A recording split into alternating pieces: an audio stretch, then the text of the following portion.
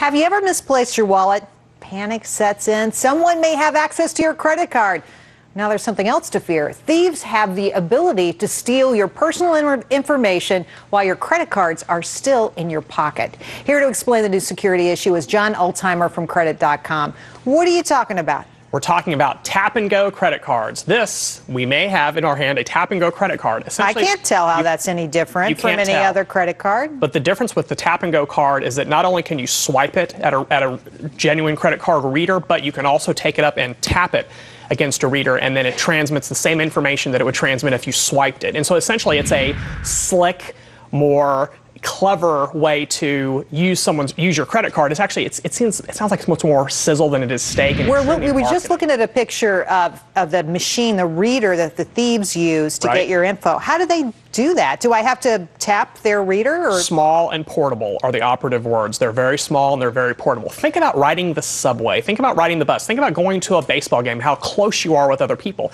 All you have to do is be within a couple of feet of someone who actually has one of these tap-and-go cards, and you can take this information. It really does. It's no different than them standing at a gas station and swiping it or tapping it at the gas station. It's all about proximity.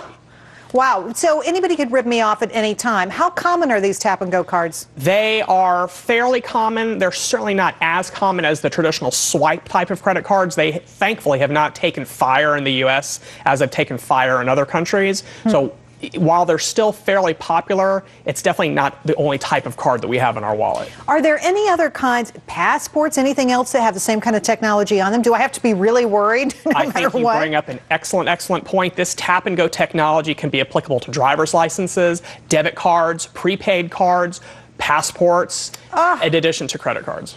Oh, my goodness. Well, how do I know, though? I mean, I have a credit card. I don't know if it works like that. You know how you know? You call your credit card issuer and you ask them, do I have a tap-and-go card? That's the grand mystery right now, is all the credit cards that we have in our wallet all look the same. You cannot look at this. It doesn't smell any different. It doesn't taste any different. It doesn't look any different. You have no clue whether or not this is truly a tap-and-go card or just a swipe card. And if it's a tap-and-go card right now as I'm sitting here, it is emitting a signal, waiting to be found by something or somebody. That's appalling. So what's the magic words to say when I call the 800 number helpline for my credit card operator? I saw a segment on the Willis Report, and I want to know if I have a tap-and-go credit card that emits a signal that's read by a merchant. And if I do, I would like one that's a traditional swipe card to replace it. And they'll do that, and they won't charge me anything? Absolutely not. Well, if they charge you, then wow, you could take your business elsewhere, couldn't you? So is there anything I can do if I do have one of these cards, and maybe for some ridiculous reason I want to have one of these? Can I protect it somehow? Yes, there are physical means to protecting a tap-and-go card. Essentially, you're sliding it into a sleeve that's rubber or plastic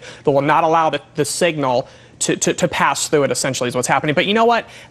Come on. I mean, let's be realistic. How many of you are going to actually go out and get these sleeves and specially slide your cards in it? It's not realistic to expect consumers to do these types of things. That's not how we carry our credit cards around. And doesn't that just sort of, I mean, the whole point of the tap-and-go card is the ease of access and whipping it out of your wallet? I got to be honest with you. I actually kind of did a little bit of unofficial surveying, and this is just as fast as that. So I'm not exactly sure that there's a huge benefit of the tap-and-go technology, other than the fact that it's slick and kind of cool, but really dangerous. Once again, companies selling you things you don't need. John Altheimer, thanks so much. Really appreciate it. Bet. After weeks of